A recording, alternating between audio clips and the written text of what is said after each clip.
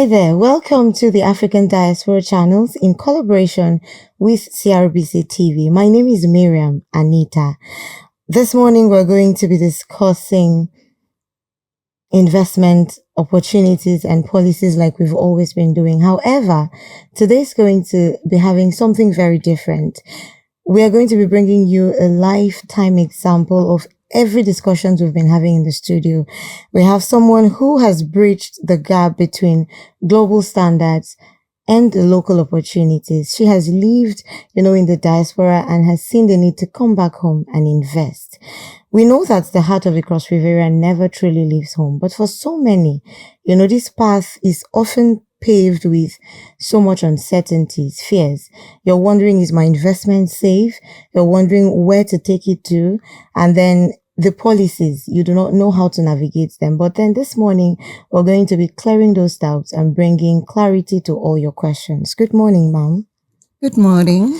All right. We have Chief Mrs. Hephzibah Thomas. She is a seasoned professional who spent years in the diaspora excelling in her industries.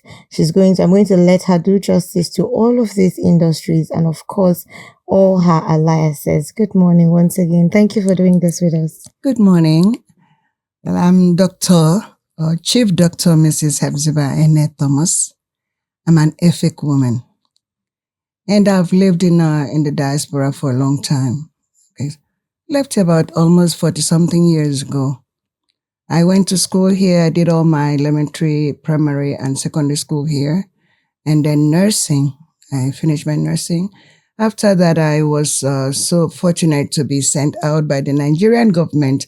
I thank the government because they set the pace for me, for my dreams and the vision. And I was sent to Jamaica as a technical aid corps nurse. We were, I think, the first or the second set of the people that were sent during that time as a pack, Pacific and the Caribbeans, to go and help them in technology, nursing, teaching, medical, and all that. And so I lived there for 10 years. It was there that I discovered that, I can do beyond what I had studied.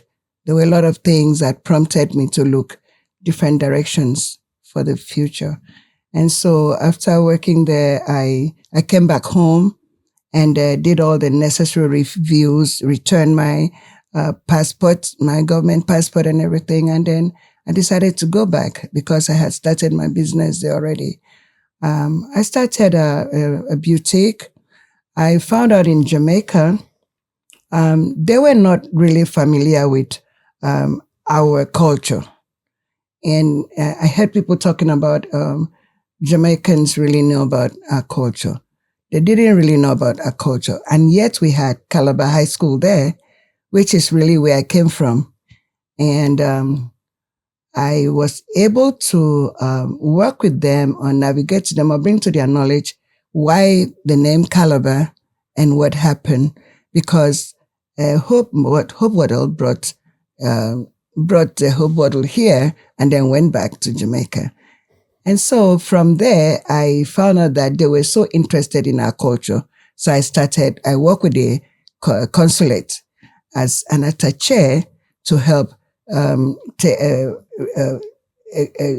experience or show our culture by the clothings, a lot of different cultural things that we did. We celebrated the Black History Month with them, Emancipation Month with them, and a lot of things. And from there, I was always invited to the other Caribbean nations to go and feature our culture and speak about it. And I realized that they never knew about Calabar. They never knew about the slave history and everything from Calabar. So you rarely hear people talk about Calabar and the culture in the States that time, in the Caribbean. And so I was there for about 10 years. Then I migrated to the States. When I went back to the States, I went back to school and I went to do theology. That's where I had my PhD, and then did missions. And from there, I started looking into things, the life there and the life here. Of course, I had my children, and I was able to start planning what could happen if I have to come back. And the areas that actually I lived, there was nobody from Calabar, no effect there. Few areas that I lived. It was like, mostly like the South, you don't really have our people much. So it was hard for me to communicate. But what I did was using our fabrics, sewing. I had a sewing school there. I lived in so many places because I did mission. And I even went to Haiti. In Haiti, they have a lot of us there. They look like us. Okay. Yes. And so I was able to relate our culture and taught them how life is here in my area, even though I had left for a long time. And so 2020, I had gone to United Nations as one of their representatives because I was working with a nonprofit organization called Community Renewal. Community Renewal actually is the foundation of why I had to come back here. We found out that we cannot save the world, but in our own, we can do little things. And so when I went back after my 2 weeks in United Nations, I got a lot of information. And when I was there, I didn't find anybody from our side, Delta, Niger Delta, Calabar, let me say so, or Cross River. It was from Abuja, Lagos, Edo, and all that. And the things that were being exposed, I really felt that I could have been able to bring that here, back home. But I didn't know how to do it. So I went back to Louisiana where I lived with my husband. And I told him, and then I had some people, the pastor that I was working with, because we are in the ministries too, wanted me to come back to Haiti. I said no, that God didn't tell me to come back to Haiti, that I have this longing of coming back home. How many years? The last time I came was 1996. Is that really about ministry or hearing God say go home, or it's just to give credence to the fact that the heart of a Cross Riverian never truly leaves home? I think it's the heart and with God, because I heard God told me there's a book that I was reading when I was going through this thing here, that there are remnants that you have been sent back to your region to redeem your people. And I said, okay, I'm not going to Haiti again. Let me stay here. The pastor came, stayed with us for 1 week, said, please come. They built a house for me in Haiti. They have a plantation there that I had helped them to set up moringa plantation, 10 acres. And I could have gone back there and do things, but the Lord didn't want me to go back there. So I came back here. And I was looking at all the things that I have done. Where I was working, I had set up a training school. I work with job skill acquisition and training. I work a lot with people that had, we don't call them mentally retarded. We call them sort of underdevelopment, disadvantaged people, underprivileged. So I started a sewing school and I taught them. And you could not imagine that somebody that has a mental retardation could learn how to sew, could learn how to do a lot of things. It's just the patience. And so that was how I started getting back in the business, even though I was doing my business there and doing fashion shows and boutiques. And so, but coming back home really touched me. And I found out that I was sitting at the UN, I was sitting beside the secretary to Bill Gates. She gave me information on a lot of things. And so when I took it back to my office, of course, our people, some of our people, the Caucasians, when you come in with some ideas, they will not take it because they think that but I thought about it. I said, I wish I can take this back, but how do I go and start? Sorry, Mom, that we have so many persons who live abroad and they're very comfortable. So what you're about to tell us now, could this be the aha moment that this time I have to go back home? Yes. I had a comfortable life in US. I had a home. I had cars. I moved different. I have lived about about 10 states in the US working.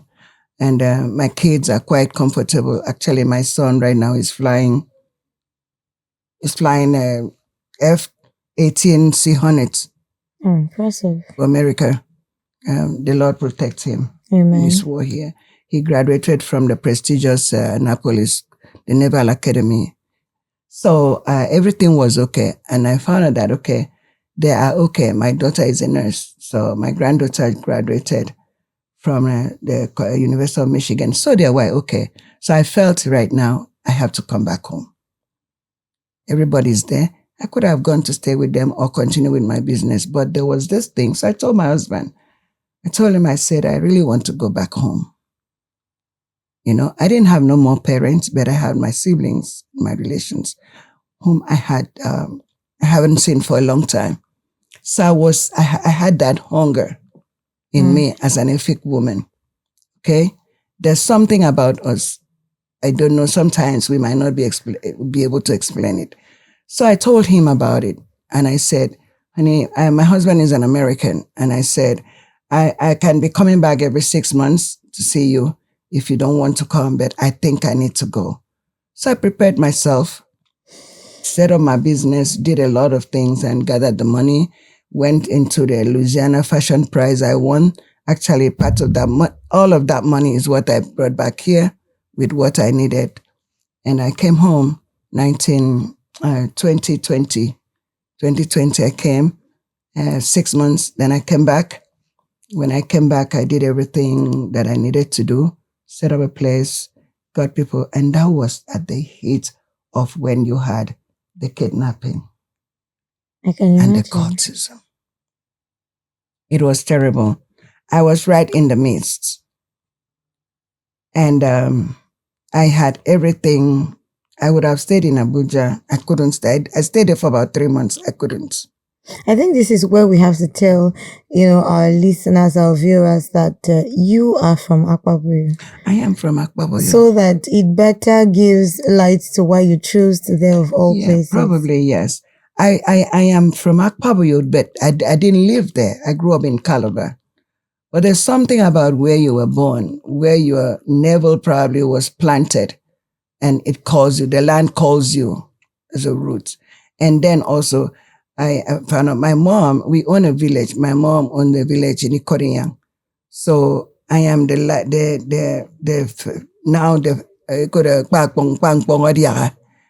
I came here, Madam Stanwell was. So now I came in and took over. So so I have to come back home. And let me say the eldest daughter in the whole family. So was this the point where the chieftaincy title came in? Yeah, when I came back, and honestly, I didn't understand anything about chieftaincy or anything. I did not know it. When I came back, my elder brother is a clan head, and in Bakassi, Usaid, and he holds 31 villages. I had my elder brother that followed him, who also was a village head. Actually, he died, and that space is there, and somebody in the family had to take over. So when I came in immediately, that was when they were doing that. So the paramount ruler, Bakassi, said, hey, you have somebody like this. And already at that time, I had already started the business, started the nonprofit, got the CSC, did investment. Nobody told me this, that, or that. I just felt I had to do something. And of course, I picked the people from the streets to get them a job in Akwabuyo. Had 40 people working, clearing the villages. So when he told me that, okay, are you coming back? I say yes. So I was actually conferred first with the village head title, taken over from my late brother. So passing over to me. So I'm a village head in Bakassi. I don't know there. I haven't been to the place yet, but the place is there.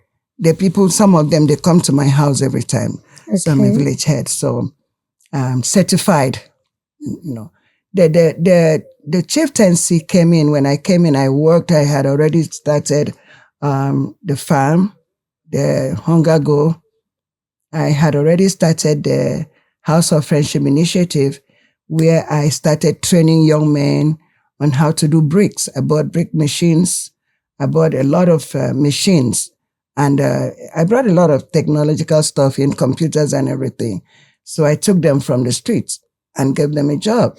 Okay, and sorry, trained them. Chief, please. Before we go into the business itself, were you not afraid, for someone who has spent so many years abroad and, you've been doing business over there, you are not very familiar with the business terrain down in Cross River State.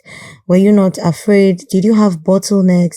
And then let's also look at the if you had bottlenecks, what were these bottlenecks and how were you able to navigate them? Well, initially, I wasn't thinking of the investment to make money. Okay. I was thinking of, I'm a missionary. I was thinking, okay, I don't just go on the pulpit to preach. And I'm thinking about enhancing the lives of the people. They said, don't just give somebody a fish, teach them how to fish. Because you give them a fish, they'll eat and continue coming back. And I cannot continue giving you money. Every day you give you money.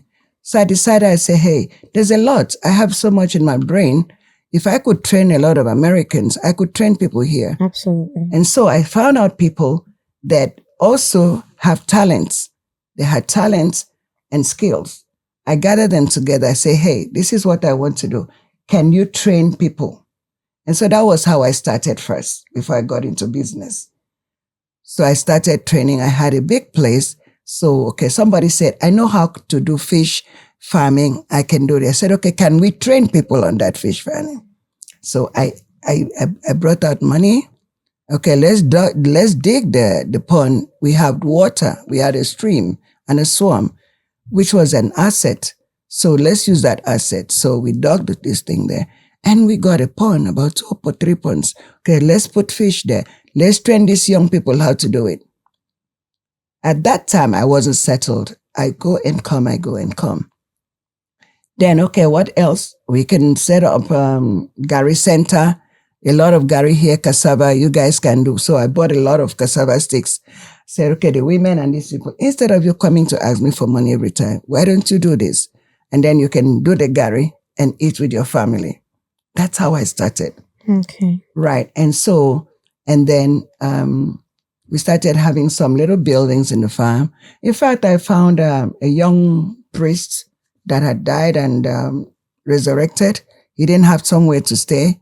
After some years, I picked him up from at St. Bernard. We built a house for him. So now that's the mission and the vision part of what I came in for as a missionary. And then we started training them on mindset.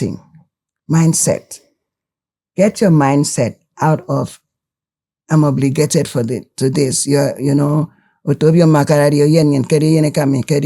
And give the me sense of entitlement. Give me this, give me that. No.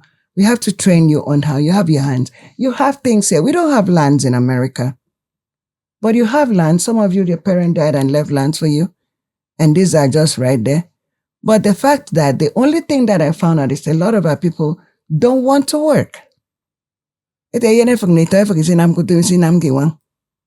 of them told me that, yes. So for that, and then when you carry your own people and put there, they destroy the thing or they steal it or what all that kind. But I was resilient. I knew why I came in. I knew what God told me to do. And so I stayed focused on that. And during that time, I had about 3 of the kids, the youths that were on the street. I carried part of those boys. I gave them a job. I trained them I paid for them about 8 people to learn how to make bricks. I bought a machine and they did it very well. While they were doing it, I was abroad and I came back. Now we have a building that what they did, some of them are doing it something somewhere else. Some of them are in Akampa. And so those were the things that I felt, that when you train them, because I couldn't just come in and set on a business and succeeded, because I had my friends who are diasporans that had come in earlier and did that. I had one that had invested on a watermelon farm plantation and all was stolen. And he didn't do anything. I had so many of them. But so when they came in during the inauguration, And they came in and I took them all, about 15 of them, to Akpabuyo, and they saw what I was doing. And the guys were there. They asked me, Mine, how do you do it? I said, for 1 year, I trained them, spiritual training on who they are and who God sees them to be, right? And that you came to this world for a purpose. And until you achieve that purpose, you're never going to be fulfilled. That everybody has a part to play. And after leaving, going and coming back, I mean, nobody paid for me to go back to school in abroad. I work hard to go back to school. I work hard to earn all the degrees that I had. And there was a time I became a widow and I trained my children before I remarried. I work hard. And so that is in me. It's like in my DNA. And so I felt that everybody has that opportunity, has a chance, if they want to. And so that was initially what I did. Trained them for 1 year. Got them, there's something I started called Adult Renewal Academy. Go back to school, get your elementary 6 or your YEG. So I was teaching them. I had a place that I built. I was teaching them. While I was teaching them that, I was doing Bible school at the same time. So I collaborated their social life with their spiritual life, because whatever we are doing in the physical and social, it has to be done first. Their spiritual man has to align with it for you to be able to be successful. All right, Mom. So at what point did you start, at what point did you realize that I have to start making money from my state? Okay. Up till now, I don't think I'm making money yet, but I'm still investing. Okay. So many times, even abroad, you can invest 10 years, you're not making anything. It's persistency, resilience, innovation, sort of like inspirations. There are things that you see, you think, if I do this, but it takes time, but you have to continue. For me, let me say my investment that I could say, okay, I am getting fulfilled is the school. Okay. Because, the school is 2 years right now. I have 230 something children. 30 of that, we are paying their school fees because the parents are not paying. They're going on scholarship. But they have to go to school. Because I also operate under the SDG goals, Sustainable Development Goals, that no child should be left behind, no hunger zero. That's why I started the Hunger Go Away. The Hunger Go, I have every kind of plants come in, every worker, hey, take a piece of the place, plant something for you and your family, and eat, you want to sell it. Then this and that. If I can plant about 200 pineapples, at least I can, maybe 100 or out of it I will eat. I don't have to buy. And you can get some and go and sell. At least tell me. Then we we do plantains. So those are my investment right now I am doing. But out of that, of course, the fish farming, we did the fish farming. I invested. And what I was paying them from my social security, let me say from my pension, you guys call it pension, for a certain time. But I said, okay, hey, if we make oil palm, okay, me and you, make a salary. So I don't have to take it from my personal money. And that is what is happening now. And then I gave every one of them, Namrutomiyami, 3 or 4 years. By the third or 4 years, you have to be able to do something for yourself. So while you're working for me, I give you opportunity to also build yourself. If you were living in one room and you have 2 or 3 children, you should be able to live in 2 or 3 rooms after a while, 4 years. And that is what I have seen. So that's my investment. I might not make millions in cash, but I think I have made millions. In affecting lives. Okay. And investing on people going to school. We have paid money for people to go back to take jams. We've given scholarships. So that's investment.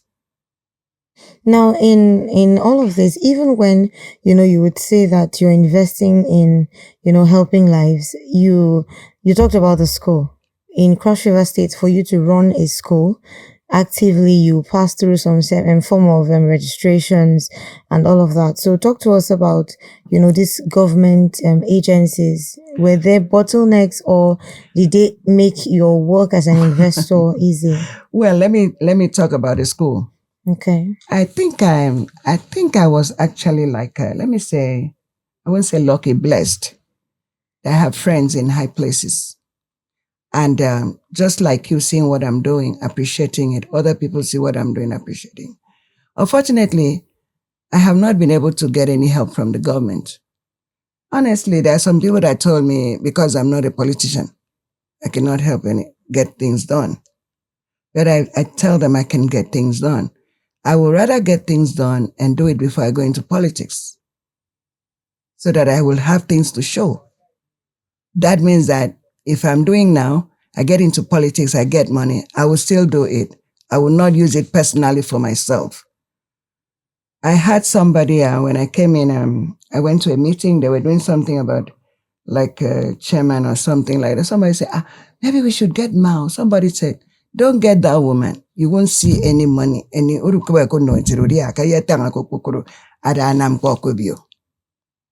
That's the mentality of some of our people.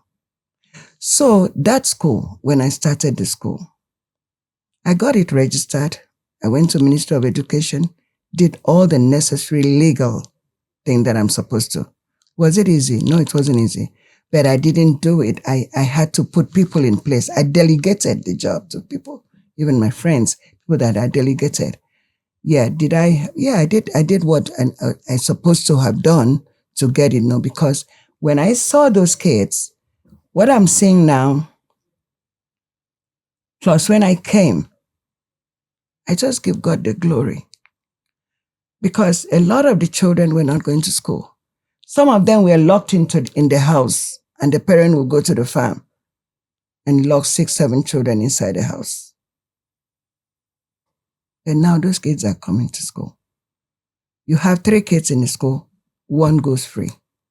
You have 5, 2 goes free. We take care of them.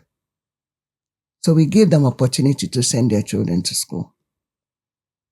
And so we have, from the crèche getting to the full primary 6, we're planning for the secondary school next year, the next to go. We lease a place for 5 years. Now, I asked the person, that place has been there years and years, nobody utilized it, almost coming down. I told the person, I said, we can work together. If you can give us this building, we'll fix it up and get the children to go to school. Not just the elementary school or the primary school, but vocational school. They refused. So let it be there. So I leased it for 5 years. Now, if other people can come together and work together, I think the community will be better. There will be infrastructure.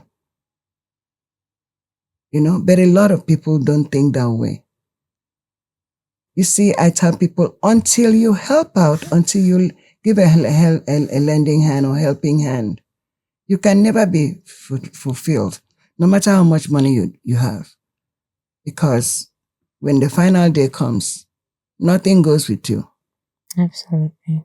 All right, the Mom. people that you help will be the one that will stand there and tell your story, because it's a legacy that you leave. And that is what I'm saying. We've operated now, we're going 6 years, and I'm loving it. It's obvious. I don't have no help from government, but I have helped my friends in US. Occasionally they said, Annie, I see what you're doing. And when you do good things, people will see it from a distance and help you. But I also say, because I go to help, they tell me, do this, do this. I say, no, I don't have that energy. And so who do I look to? I look to God. I say, you send me here. You're going to do it. Yes. All right. That was for the Ministry of Education we're looking at. Let's come to those practically involved with investments that comes from foreign investors. The Cross River State Diaspora Commission. Were there enablers for you or bottlenecks? No, I mean, that's actually ironical. Because I felt when that commission was set up, that the commission will look for the diasporas that are here. Because actually, we would have started that commission when our sweet prince came in to governance. Because I was one of those that supported online. I was there in the US. We were supporting, we were sending money, we were doing everything online. And then we came back. So I came back early to prepare for the rest that came. And we were here, we went down there, we enjoyed, we waited for everything. So when the Diaspora Commission was formed, we were not carried along. A lot of people were shocked that I was not even there. Yes. Because I believe that, you will never know the pains and the struggles the diaspora goes through to come back here after years to come and invest or to come and live if you do not go and, or even when you go to the office, you cannot just talk about investment to me, come and invest to me without knowing where I'm coming from or what I have been through or what I'm going through. Or even coming to see what I'm doing first for you to say, hey, we can help you this way. There's a difference between talking and acting. And then I decided to help. My chairman called me and said, okay, we want you to be a part of the Diaspora Commission as a focal point or whatever. I was actually terminated before I even, started the job. Because I told the leader, actually, who I love now, because actually I worked with him on the chieftaincy traditional thing. I love traditional things. I work with the Urban of Calabar Executive Forum. I work with Duke House on traditional matters in Bakassi. And so what I did is try to talk to him, build a relationship with him. But it didn't work. And so I stayed off. And I was actually terminated from that appointment. But I'm happy about it because I am doing more. I'm investing more. I have invested in this country since I came back over 300 million naira. Okay. Do you regret it? Never. In fact, my husband decided to stay back here and not going back because he loves what he's saying. He loves what we are doing. He loves the relationship I have. I will never regret. If I have more money, I will invest in everything more. What sector would you love to invest in again? Agric? What sector? Tourism, real estate, emerging tech? I look into tourism. I don't really want to do real estate. I know there's money in real estate, but I don't want to. I like tourism because I am familiar. I have a knowledge of the life and character of a lot of the Caribbean people and American people. I lived there for something years. And I told people, I said, there's a way you can bring the African American. We have about different kinds of diaspora. You have the Nigerian diaspora, okay, which is the Nigerian. Then we have the African diaspora, who are the other Africans. And then we have the historical African diaspora, which is the American, the slaves and other people, and the Caribbeans. And they want to come here. They want to come in here and be a part of us, invest. Last time they came, we had 4 stayed with me for about 1 week. They were looking for a place, land and all that. Of course, we offered them a land in Akwabuyo. And they're coming back to invest. That investment is not for them, it's for our people. Yeah, so I like tourism, I like agriculture, okay, and education. So those 3, that's where I'm working on. Impressive. Did you have, any shock? What was your biggest traditional shock where you faced, in the local business environment that your diaspora experience did not prepare you for? One, my my family, always the family. I sunk in money to that fish farm. I sunk in money to the land and all that. And that was taken, I don't want to say that under this thing, but you will understand what I mean. Then the second one was the shock, though I had prepared my mind for it. It was when my husband and I were ambushed by 16 of the kidnappers in Akpabuyo with the gun and knife and machetes. And they surround the car and tell me to come out of the car. I said, no, I'm not coming out. So they went around and collected money from the women that were selling the oil around. I went to actually fix the community. I went to fix the roundabout, preparing for the diasporas to come in there. That was when the diaspora came in. That was 18th of May, 2023. I'll never forget that date. 10 a.m. in the morning. I dressed up to come to the meeting in town with the diaspora, preparing for the inauguration, receiving them and all that.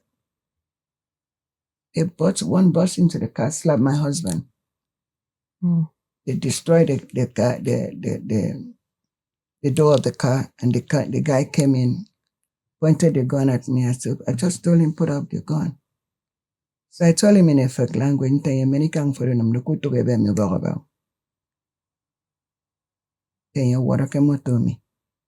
looked at me. I had my purse there. I had my 2 phones there. I had my iWatch there. He looked and looked at him. So fortunately enough, their leader came in. They all had a mask. The man came in and said, oh, mommy mboko yeresif. And tell the guy, water. Why do you come to that car? Mommy mboko yeresif, let me help you fix the car. So while he was helping me fix the car, the villagers came out with knives and all that. Everybody was saying, oh, I kidnapped Mao, Mamba Kari. People were crying. So my family in Calabar and everybody, Abuja, already, within 1 hour, we're calling. But that was the beginning, the day they started to. God would bless Prince too. Amen. God would bless his government, no matter what is happening. Because without security, nobody would have come in. Now, Akpabuyo is peaceful. God would bless them, would bless the chairman, because most of those guys, I know them. Most of them, I know them. Some of them now, they live in my streets. Some of them have died. And then some of their leaders that they can know the amnesty, they are the ones now protecting us. This means that when you do a good thing, God will save you. And people can change. Absolutely. So God will ever bless our governor. Even if he didn't do anything, the security. And now, because of me coming back, I have another diaspora friend of mine, a very important personality. He has come back too. And we are about to work together. We are telling others to come back. Now we are trying to get the hospital there because there's no hospital in the whole of Akpabuyo. Okay. They had vandalized that St. Joseph. So we want to get it done. So whatever the government can help, those of us that have been there and are here back home, the government can look for us, can help us. And ask us, what can we do? What can they do to help us? I don't know how to go and get diaspora funding or loan. I don't know how to write those things. The way we write grants here and all that, it's different from here. Yeah. So I am not familiar at all in writing all those things. I have people working for me anyway, I delegate jobs. But the thing is, when you go to tell somebody, hey, I see this, can you help? And they say, what is there for me? All right. Let's talk about 18th May 2023. I'm aware that we had so many persons coming from different places in the diaspora. How soon can we have something like that again? And how can it better the economy of Cross River State? 18th May. You talked about 18th May. 18th of May was the day that the diasporas all came in and we were preparing ourselves. We had our uniform for the inauguration, which all of us were at the stadium. We had visited the Bong of Calabar. We had visited all the paramount rulers, and we were witnessing. So what I did was organize a welcome for them on that 18th of May in Akpabuyo. Okay. And during that period of time, I didn't tell them what had happened. But everybody was so scared. I didn't get the police. I didn't get anything. But I wanted them not to have that fear that, hey, when they come in, something will happen. Because I was doing the heat. But everybody knew they were coming. Okay? But they respected me. Now, if I had come in and just go and build a little place and live on my own and put a big gate and put my water, not putting the water for the people to have water in the community, they would have killed me by now. They would have kidnapped me by now. I know. Because I will be standing there, they will be passing. Some of them come in, Mamba Karavori Kangino man, mong na frutom nangarinami. You know, they say, well, I'm a mother. And I think that that was why God told me to come back, because I heard it, go back to your region and redeem your people. And I'm redeeming even my family, you know, so, and other people I don't even know. The school we have about 20 teachers, and they're earning salary every month. Then the farm has about 6 workers. And occasionally when we have something to do, we get in more people to work, we pay them. I think that is something good. I think that's an investment. I think that brings me to the issue with power and roads. You know, these are major hurdles for business investors. How were you able to navigate all of this? Well, first, in the farm, I installed solar. Okay. Solar lights. I bought a generator that runs the water every time I buy fuel. At home, in my home, I build little boys' quarters and people live there. They're not paying. I have a big generator, Subaru, about 200 and something, you know, so that runs the lights, and also have another solar energy. I have about, we have about how many panels that run the lights every time. Of course, when I just recently have NEPA, but I think a week now I don't have NEPA light. So I sort of like black off my mind about NEPA or something like that. Yeah. Okay. Now, this moves me to your advice to the wait and see group. I call them that because, you know, there are so many persons who, until they've seen someone who has gone, tested, and then you see that this person is thriving, you know, before they would want to do something. So to this set of persons, the cross riverians in London, Atlanta, everywhere around the world, who is waiting for the perfect time to invest, what is your advice to them? My advice is that there is no perfect time for investment or to invest. Okay. It depends on your mindset and your belief and your faith. I didn't hear from anybody, or I didn't see anybody investing or coming back before I came back. I just decided and I came in. I was so naive. Honestly, it's now that I'm getting a little bit nurtured and learned about the things are going here. But maybe if I had known then, a lot of things that I know now, maybe I could have identified certain areas I would have worked. Either I would have just done only the school, but if I had only done the school, I wouldn't have the villagers, the communities. They would not have been able to have a job or labor job doing. So I feel that everything, the Bible said, everything works together for the good of those that love God. So whatever the enemy meant for evil, God turns it for our good. So everything is working out well. So I would tell them, do not wait to have everything in order, because it's never going to be in order. Till we die, nothing is going to be in order. You just have to continue stepping in. Take one day at a time. Yes, one day at a time. You can come in and you want to start with a farm. Depends on your area of expertise. Me, my area of expertise, I am a registered nurse. I have read every kind of nursing, did everything. Then I stopped. I went and did the designing and sewing, and I can sew anything in this world. I can sew beddings and all that. And I stopped. I went in and while I'm doing that, doing business, money with that, I went and did a theology and studied. So I flow in everything, and I try to multitask a lot. So when I came here, I could do anything. And I didn't come here with the intention of come and look for a job. I came to provide a job. I came to teach. I came to impact other people's life, right? And it's intentional.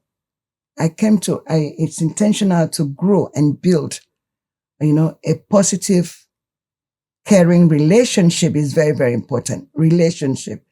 Because until you can relate with people, you don't know what they're going through for you to know where to help them.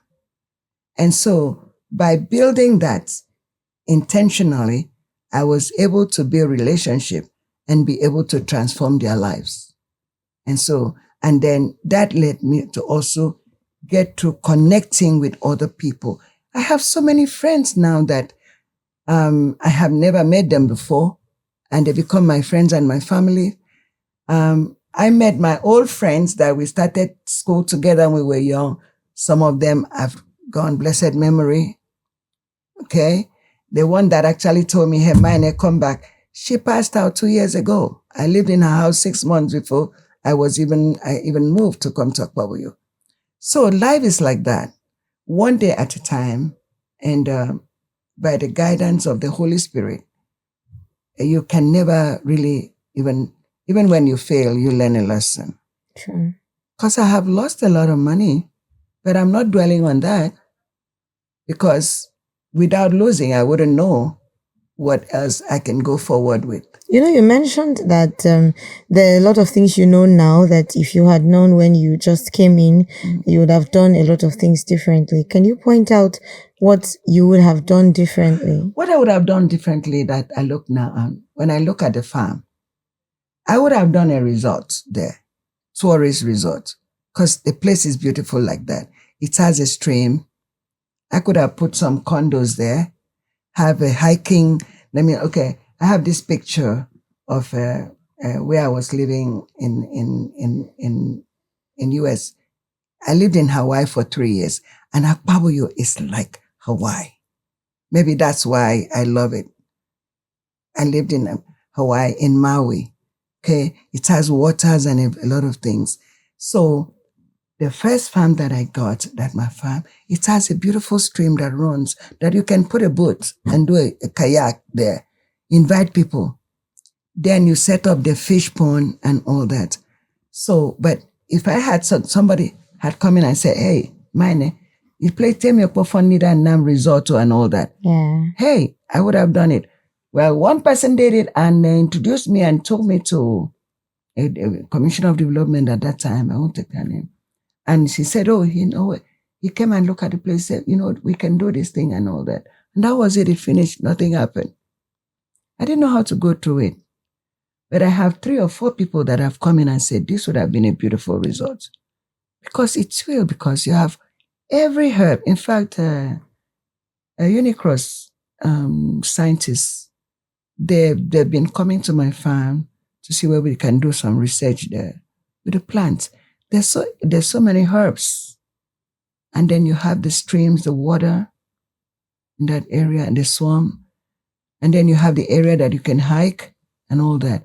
So that's a dream. That's something I was saying. If I had had that idea, I could have just invested only on that. And probably I would have been having money coming in. But then another thing is, it would not have worked because of the security. People would have been scared coming. Because up till now, there's still people in Calabar that are still scared of coming to Akpabuyo. But do you think the situation is different now? It's different. Yeah. It's very calm. Now people can walk. I go out, I come back 12 in the night or 2 a.m. in the night when we come have functions. Talk about Talk about you. People walk on the street. There's light. Now, thank God the governor and the senator, Bassi, right, had put some light in the villages. You know, even in America, some villages, you don't have light on the streets. You don't have street lights. Yeah, I have gone to places in America that are worse than our village.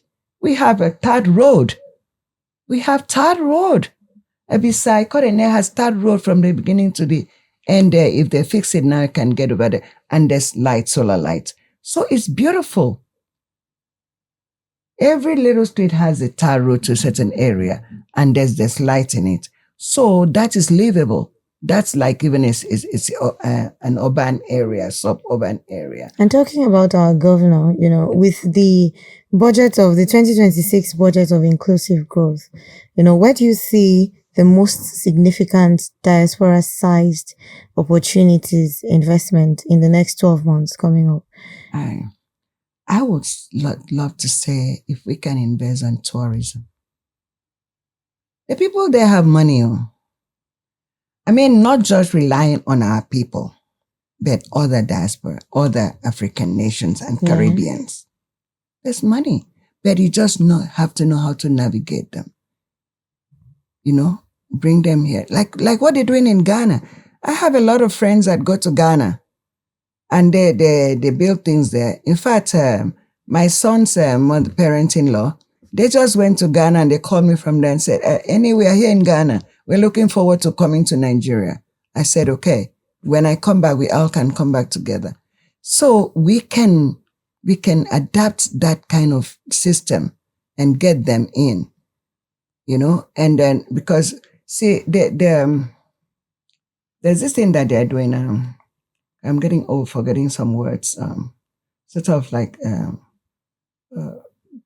they will say Nigerian, this is happening in Nigeria. They are killing people in Nigeria, this religious violence and all that.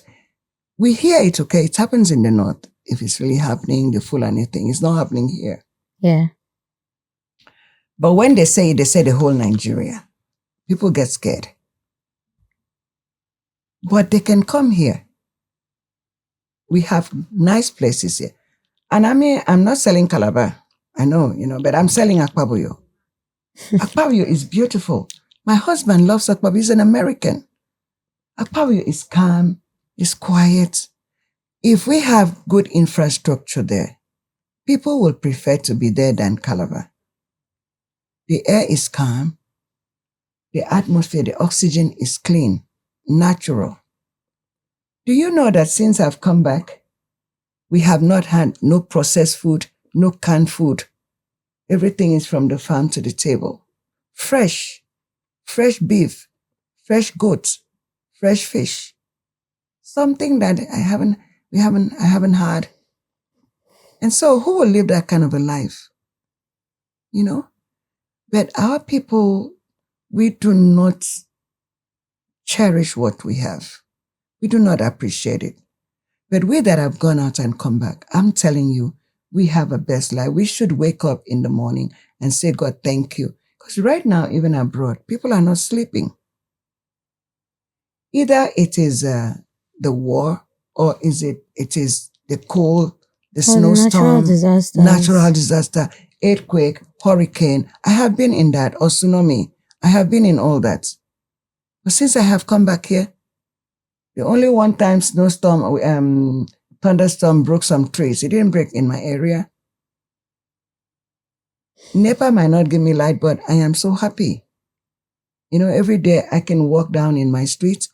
I don't feel intimidated by somebody telling me you are not from here. No security threats. No security threats. Nobody stops me in a car and say, come out. Do you have drugs in your car and all that? You don't know what the black men, especially black men, are going through in the States.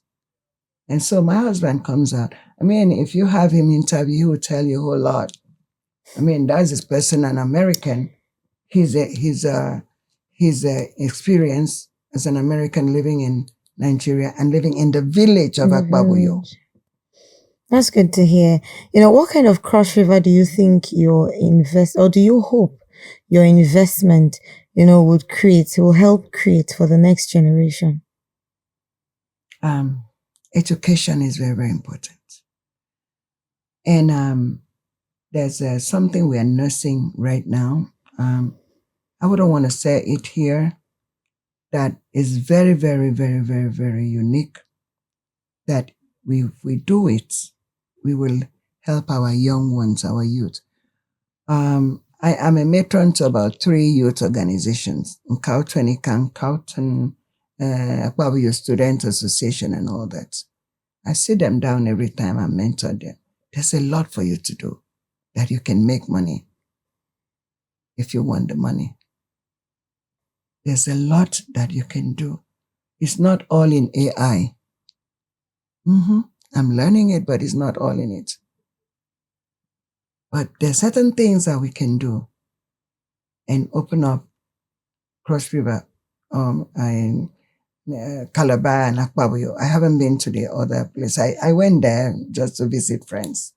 But I think we have a lot of resources that we can make. Do you know that even water hyacinth in the water, we use it in making bags? That water hyacinth, kamong, we use it in making bags, we dry it. Now you can use a ekparukom and dry it and use it like raffia and make this wig that you're wearing. Really? Moringa tree that we are looking down here when we pass, that was what gave me money in America. Moringa grows in the trees, but we don't want to work. I gave my nephew money to buy land and plant about 2,000 trees for moringa for me. Up till today, he hasn't planted. He took the land. And I was paying him money. And that is money. This little moringa tree that we're passing on the road here, I am giving people information. As people say, I don't say so that somebody will not go and take your business. No. There's a lot. The leaves that we have, the things that we have, God has blessed us so much. But we are like the Hebrew people, of course, which they say we are. We have it there. We still go around the wilderness 40 years and still the same thing. You see, if we were the ones that get that right from the beginning. Now we're just like here because we carry it, itang, gibok me. Ayanaro, Iyana won Quebeco, wo Quebeco, Yiniwam Kido, Kedi Yang Dong Fia Kangwet. Iyana Rodong da Kangwet, a committee in the next 2 years said he help your generation. That is what I believe. And if we do like that, there's something that they do in America. When my son went to Annapolis, they spare them, they put them up with different people. Like sponsor parents. They stay with the people. So that if you cannot go to your parents, you cannot travel out, you stay there in that place there. Do you know that many of the children became, adopted children of those people that they stay with and they help them? Why do I know it? Because my son stayed with a Jewish couple that never had children. And they adopted my son, as big as he is there. They said, these are the son. This is a son we never had. The CBS interviewed, we have a documentary. If you Google it, I have a documentary on CBS. Google it. Ike Beans. My son's name is Ikechukwu Beans. He's Efek. His father is Jamaican. It's just that we were just having names. And about the same thing, helping people. Because I help other people's children. My son was being helped when I wasn't even there. Somebody paid that money for him to travel from Florida to Maryland, Annapolis, while I was in Hawaii, to go in to fill that form for recruitment. I wasn't there. I was working. I didn't know. because I didn't want him to enter the military.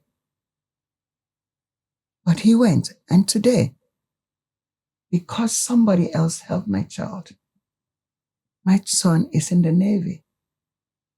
High prestigious. Today he's a Navy pilot, a lieutenant commander. So when I saw that, I said, I can help other people's children. I don't know their parents. Some of them, I don't know their parents. I don't know where they're coming from. But tomorrow, they will change another person's life. That is how it should be. The South Africans put her and say, we are Ubuntu. Everybody help. That's how we can progress. Thank you very much. Thank you so much. It has been a clear, eye-opening conversation. Our guest today is a true global citizen with a deep-rooted commitment to the soil of Cross River. After spending years living and working in Jamaica, then to the fast-paced energy of New York, down to the southern charm of Louisiana, she decided to bring back all of those love, money, wealth of international experience back to her roots. She is the visionary behind Hunger Go Agro-Allied Ventures in Akpabuyo and the Faith Mill Plantation. So this goes to show you, that it proves our agricultural sector is thriving and just where you should be. And then also Dr. Chief Mrs. Hephzibah Thomas has also stressed the importance or shone the torchlight on tourism, something she would love to go into and something she's preaching right here on our podcast this morning. Thank you so much for doing this with us, ma'am. Thank you for inviting me. It's a pleasure. I did enjoy it myself in the interview. Thank you. Also, so that's how far we can go on our interview segments this morning. My name is Miriam Ani.